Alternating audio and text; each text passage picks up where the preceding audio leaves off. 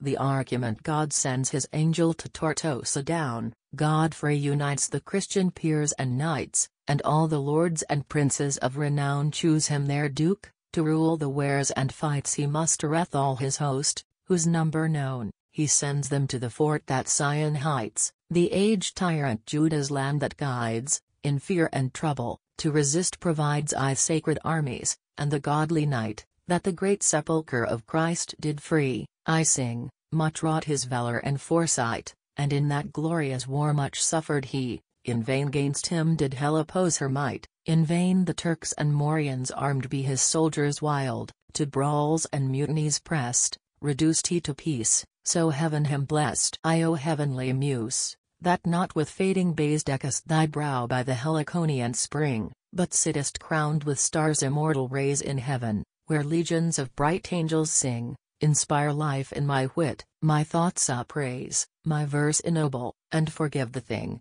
if fiction's light I mix with truth divine, and fill these lines with other praise than thine. Fie thither thou know'st the world is best incline where luring Parness most his sweet imparts, and truth conveyed in verse of gentle kind to read perhaps will move the dullest heart. So we, if children young diseased we find, anoint with sweets the vessel's foremost parts to make them taste the potions sharp we give, they drink deceived, and so deceived, they live. Ivy noble princes, that protect and save the pilgrim muses, and their ship defend from rock of ignorance and error's wave, your gracious eyes upon this labor bend, to you these tales of love and conquest purvey dedicate, to you this work I send. My muse hereafter shall perhaps unfold your fights, your battles, and your combats bold, for if the Christian princes ever strive to win fair Greece out of the tyrant's hands, and those usurping Ismaelites deprive of woeful Thrace, which now captived stands, you must from realms and seas the Turks forth drive, as Godfrey chased them from Judah's lands, and in this legend,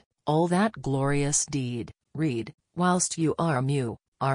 whilst you read. Vi 6 years were run since first in martial guise the Christian lords warred the eastern land, Nice by assault, and Antioch by surprise, both fair, both rich, both won, both conquered stand, and this defended they in noblest wise against Persian knights and many a valiant band. Tortosa won, lest winter might them shend, they drew to holds, and coming spring attend. Vi sullen season now was come and gone, that forced them late cease from their noble war, when God Almighty form his lofty throne, set in those parts of heaven that purest are as far above the clear stars every one, as it is hence up to the highest star, looked down, and all at once this world beheld, each land, each city, country, town and field. Fi all things he viewed, at last in serious state upon the Christian lords his gracious eye, that wondrous look wherewith he oft surveyed men's secret thoughts, that most concealed lie he cast on puissant Godfrey, that essayed to drive the Turks from Sion's bulwarks high, and,